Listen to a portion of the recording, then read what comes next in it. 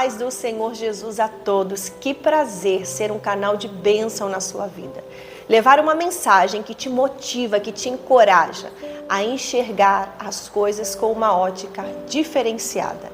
E por falar em enxergar, eu quero contar para vocês uma fábula que nos traz uma reflexão muito importante, que precisamos sempre atentar a esse detalhe que faz toda a diferença.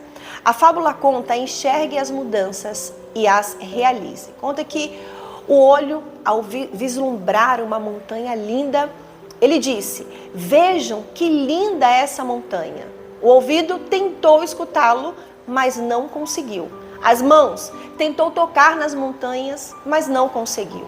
E por fim, o nariz disse: eu não consigo sentir o cheiro de nada. E chegaram à conclusão de que os olhos estavam totalmente enganados, que não havia ali montanha alguma. E conclusão, muitas vezes a nossa ótica, a nossa visão, ela consegue enxergar muito além do que as pessoas conseguem perceber. Às vezes você tem um olhar diferenciado, você consegue ver uma oportunidade aonde todos dizem que é um fim, que não tem o que fazer com essa porta que se fechou, que não tem o que fazer com algo que, aos olhos de todos, é um caso perdido. E é o que eu vou trazer a você é a seguinte mensagem: não fique baseado no que os outros estão enxergando. Se você está vendo uma oportunidade aonde todos disseram que não tem mais jeito, vá em frente. Não espere a aprovação, como nessa fábula da boca. Não espere a aprovação do nariz. Não espere a aprovação do ouvido. Se você está enxergando, se você está vendo, é porque Deus ele está mostrando a você. Eu quero fazer uma refrescagem na sua memória. A Bíblia, lá no livro de Mateus, no capítulo 14 e a partir do versículo 13, eu vou relembrar uma história que com certeza você já ouviu falar. Foi a primeira vez onde Jesus ele fez a multiplicação dos pães e dos peixes. Eu vou fazer um resumo e já vamos ao versículo principal dessa mensagem. Jesus ele estava ali com a multidão e os seus discípulos. E passado já algum tempo daquela multidão estar com Jesus, eles tinham fome. E os discípulos chegaram até o Senhor Jesus e disseram: olha, a multidão está aqui, nós não temos nada que oferecer a eles, nós não temos comida. Como vamos fazer? É melhor o Senhor despedi-los para que eles voltem para suas casas e para que, enfim, possam se alimentar. E Jesus, ele diz o seguinte, versículo 17. Mas eles responderam. Não, vamos ao 16. Jesus, porém, lhes disse: não precisam retirar-se, dai-lhes vós mesmos de comer. Lembrando que eles não tinham nada. Como que Jesus fala para que eles pudessem alimentar aquela multidão se não tinha comida necessária? Vamos à segunda observação e eu já vou concluir com vocês. Versículo 17, mas eles responderam: não temos aqui senão 5 pães e 2 peixes. Então ele disse: trazei-mos. E tendo mandado que a multidão se assentasse sobre a relva, tomando os 5 pães e os 2 peixes, erguendo os olhos aos céus, os abençoou. Depois, tendo partido os pães, deu-os aos discípulos e estes às multidões. Todos comeram e se fartaram. E dos pedaços que sobravam, recolheram ainda 12 cestos cheios.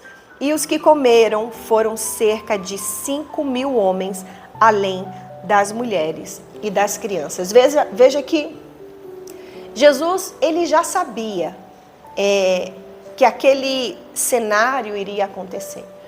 E quantas não são as vezes que Jesus ele já sabe exatamente o cenário, ou sempre Jesus sabe o cenário que nós vamos nos deparar.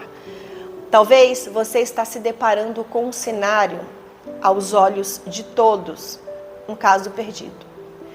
Mas o Senhor Jesus, ele fala ao nosso coração. E assim como ele falou com aqueles discípulos, vai lá e dá de comer para eles. Eles disseram, mas a gente não tem nada. E Jesus disse, então traz para mim o que vocês têm. E é isso que o Senhor Jesus está falando para você. O que você tem? Talvez você tenha uma dívida gigantesca, mas você não tem o recurso para pagar o montante da dívida. O que você tem é um salário no valor X, que não alcança sequer talvez para os seus gastos mensais. Mas quando nós entregamos os nossos poucos recursos nas mãos daquele que tem o poder de transformar em milagre, aí tudo se torna diferente. A perspectiva daqueles discípulos era que não tinha como alimentar aquela multidão. Já Jesus, ele viu o milagre acontecer antes mesmo de chegar aquele momento. E é isso que eu quero que você comece a enxergar na sua vida. Comece a enxergar o final das coisas já no princípio. Caramba, eu fui demitido, eu perdi meu trabalho e agora? Enxergue o final. Ora, se eu não estou trabalhando mais, onde eu estava é porque Deus vai abrir uma porta maior, ou já está aberta e você ainda não conseguiu ver. Na verdade, você não perdeu. Deus está trocando você de trabalho.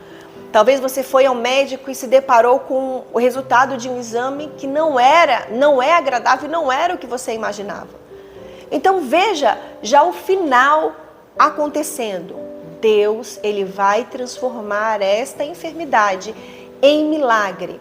E outra coisa que eu vou enfatizar, vamos voltar à fábula que eu contei para vocês aqui no começo.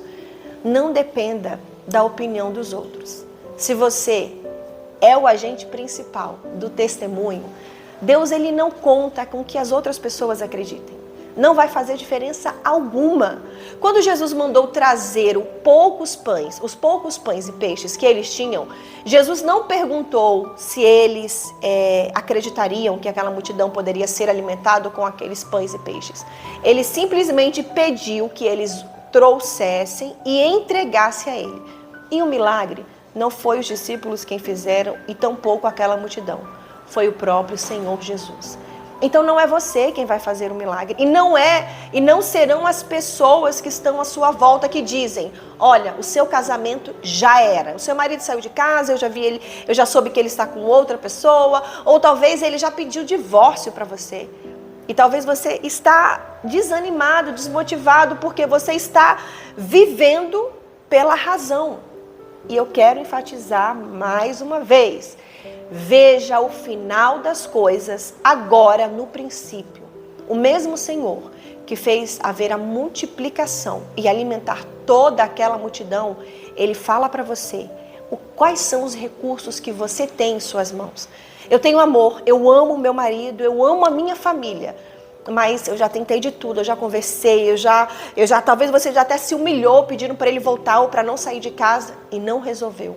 Então use esse amor, entregue os seus poucos recursos nas mãos daquele que tem o poder de transformar poucos pães e peixes, cinco pães e 2 peixes, em multiplicar de tal forma que uma multidão de 5.000 homens, fora mulheres e crianças, foram alimentados e houve sobra. É isso que o Senhor Jesus ele vai fazer. Você vai pegar o que você tem, vai entregar nas mãos dele, porém, enxergue já o final agora no começo. Porque se você for parar para pensar ou para ouvir a opinião dos outros, mas eu não consigo ver uma saída. Mas você não tem como resolver essa questão. Olha, mas eu ouvi falar que tal pessoa faleceu com essa enfermidade. Você não depende das outras pessoas para que Deus ele possa agir em sua vida. Lembre-se, enxergue as mudanças e as realize. A mudança está nos poucos recursos. Entregue nas mãos daquele que tem o poder de fazer milagres acontecer. Esse que hoje é um problema na sua vida, que talvez é o seu fim, pode ser o começo de uma nova história. E o Senhor Jesus ele tem o poder de transformar essa dor, essa doença, essa ferida em testemunho, onde todos vão ver e dizer realmente, como dizia na fábula, os olhos tinham razão, era uma montanha linda e maravilhosa. Não espere as pessoas afirmarem ou concordarem com a sua fé. O que vai mover, o que vai fazer acontecer a mudança é se você acreditar. Você acredita? Então entregue os seus recursos naquele que tem o poder de fazer todas as coisas. Que Deus abençoe você, a sua casa e a sua família. E se essa mensagem te abençoou, compartilhe com os seus amigos. Envie para pessoas que estão desacreditadas, porque estão ouvindo tantas opiniões contrárias que elas desistiram de ser felizes. Que Deus abençoe a sua vida e até amanhã.